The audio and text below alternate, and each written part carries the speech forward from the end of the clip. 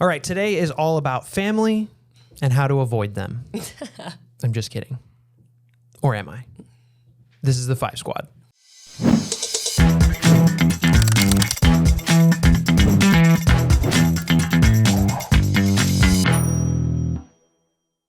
All right, and we're back with another episode of the 5 Squad. Babe, this is episode 3. Woo woo. Yeah, and everybody that does not know us, my name is Evan Andrews. This is my beautiful wife, Haley Andrews. She's still a little bit nervous about what we're doing? I don't think so. Okay, cool. Well, I mean, I'm not 100% confident. I think I'm less nervous, a little more confident. Okay, well, let's put a little confidence pep in that, and let's talk about something that you love wholeheartedly. And let's talk about our family and our kids a little bit more and kind of introduce them to our new audience that we are definitely curating. Do that. You can? I can. Okay, cool. Well, It's my favorite topic. The kids? Yeah. Because last episode it was me. So That's the plan. okay. All right. Well, then I'll let you take over here. Let's talk about Mr. Logan. All right. And let's let the world know about your relationship with him and where he's at now and all of that. Because I know that he'd be 13 soon. Yeah, 13 in May. Cinco de Mayo. How cool is that? I mean, there's always going to be a party on his birthday. No matter what. No matter what. We are all invited to the cookouts. I'm not cooking. No, I'm not cooking. So Logan, May 5th, 2011. He's 12. I'd say he's probably the best version of me. The best? Well, no, that's probably Cali. Okay. I'll get that. I'll get there. No, but he's like my first little best friend. He's just like me, the male version. Except for right now we're in a weird stage. I think he's more like your best friend. He is in 7th grade. He's plays clarinet in the band. Are you surprised that he's stuck with it? Actually, yeah, I'm really surprised. Well, that's what I told him when he started playing, that, hey, if you're going to sign up for band, you're playing all 3 years. Right. And I think he really likes it. I think so, too. He's not the most talented in it. I think he doesn't have a very good rhythm. He gets that from me. He does not have very good rhythm at all. That is true. But it's the first thing I think he's really put effort into. And I think he's learning all about himself and things like that. He really hates that he doesn't have a phone. Yes. But I'm proud that we're not parents that are giving in to that. Yeah, I think we're like a few parents I know, their kids don't have phones. Well, I mean, like I was telling him and you, I think was that last night or whatever? Yeah. That, even people in like education or formal educators tell me that that's one of the best things that they've heard from somebody, that they're not letting a 7th grader have a phone. Right, I agree. I think there's a lot of people at church, a lot of people I know that are principals. I won't name any names or anything, but that's one area of school and kids that they're just not quite ready for. And it's hard to tell them no, but I think we're making the right decision with him there. What's your stance on if he had a phone, but it maybe wasn't a smartphone? Maybe. Do they even make those?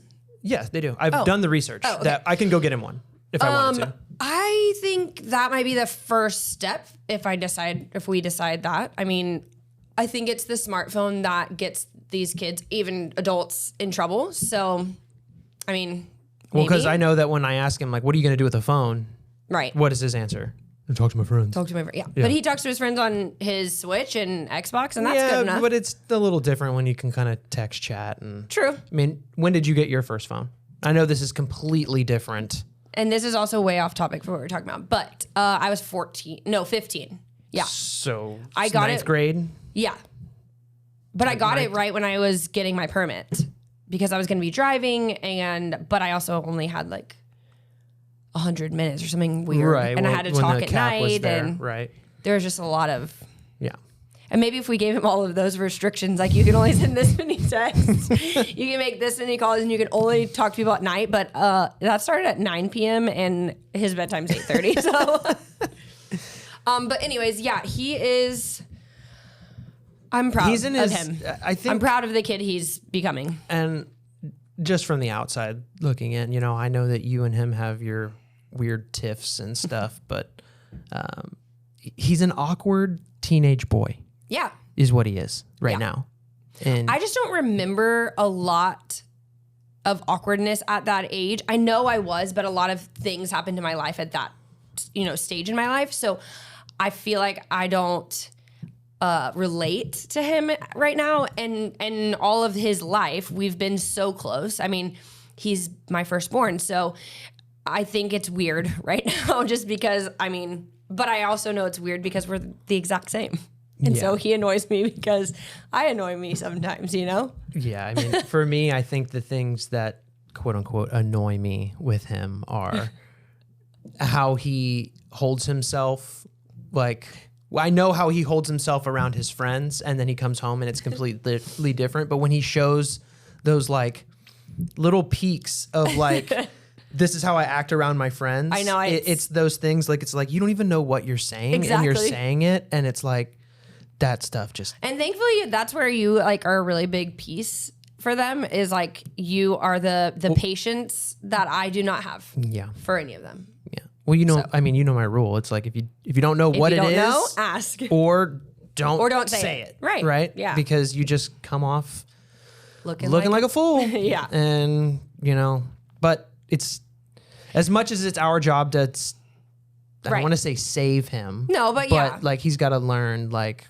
When he does make a fool of himself, what that feels like. Yeah, but I feel like it's about time he does that, and he just hasn't yet. Like, he really holds himself pretty well. This morning, we were, how heavy-footed and flat-footed he is, and he, like, trumbles down the stairs real loud. And like a little you were elephant. still asleep, and I said, Logan, you can't run down the stairs like that. And I gave an example of, like, this is how you do it. I didn't have my hand on the railing like he does. That's the first thing that he does.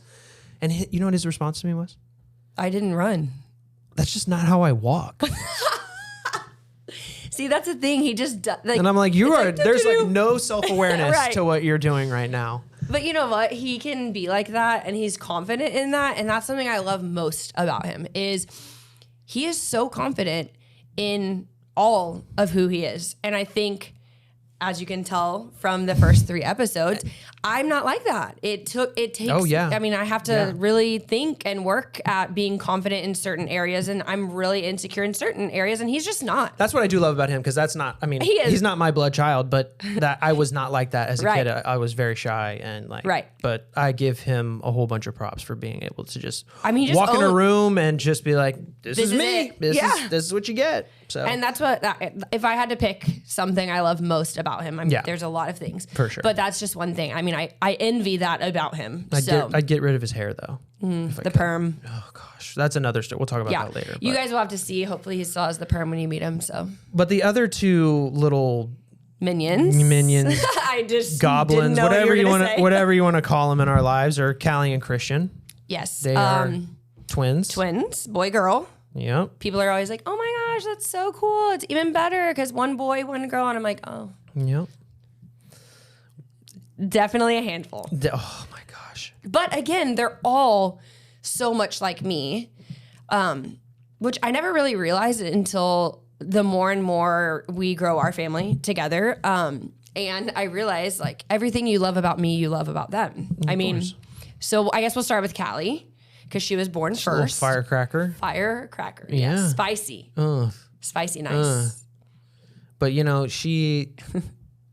she's a lot like Logan in the sense of like she'll whatever, but she's also got that timidness to her. She does. She has a little bit of insecurity that I carry. Yeah. But I don't think it's because she's insecure. I think she's just unsure because she has a lot of environments that she's in, just with split homes and things like that. And Christian's a lot like Logan in the stance of like, he's full throttle all the time. Yeah. If you let him. But all of them, are just full of energy.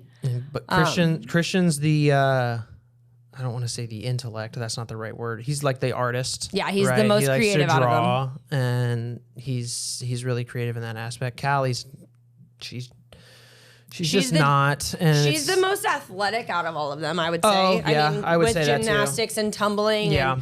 And, she's the most, I think, driven to do things, right? Like Logan is more of like the timid band, right? And then Callie is like the just extroverted, do anything that I am thrown into. And then Christian's like a mix. Yeah, like, he'll do He understands his boundaries. Yeah. He talks a big game. Yeah. As he's like, oh, I could do that. And then it's like, okay. That's me. Do it. That's and then all he's like, That's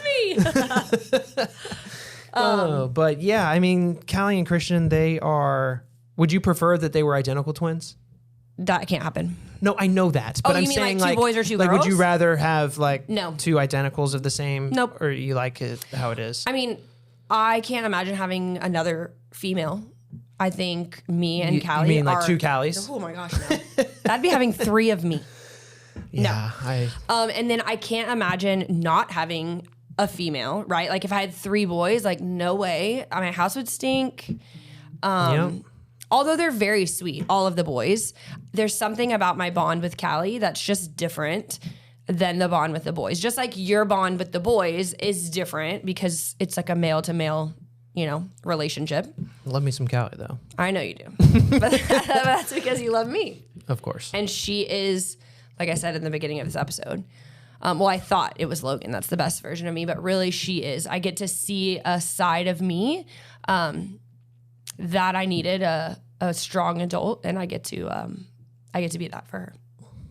And then you get to be the male aspect that I think I desperately needed also, and she desperately needs too. So I feel like I get to see this all molding together better than I would have ever dreamt of. And now we should probably move on or I'll start crying. No, I mean, ironically, that actually brings us to the end of this episode. Wow. We talked about the kids. We talked about Logan for about 8 minutes, and he got the shine. Good. He's going to love that. He's going to show all of his friends on the phone that he doesn't have, and it's going to be a riot. Most of our viewers are going to be 7th graders from his school. I actually have some of his friends follow me and stuff. I know. It's really funny. It's because we took him to that. You went to the dance or something. Yeah. But yeah, so that wraps up episode 3 here at the 5 Squad. That is our 5 Squad. Yeah, that is why we call ourselves the 5 Squad. It's us 5 living life, not taking crap from anybody. One day at a time. Except me, I probably take the most crap, but probably true. It is what it is. But thank you guys for watching, listening, and partaking in episode 3. And we will be back next week with episode 4, where we're going to talk about what we do. We're talking about what we do and why we're here doing what we're doing. Yeah. So stay tuned for that one.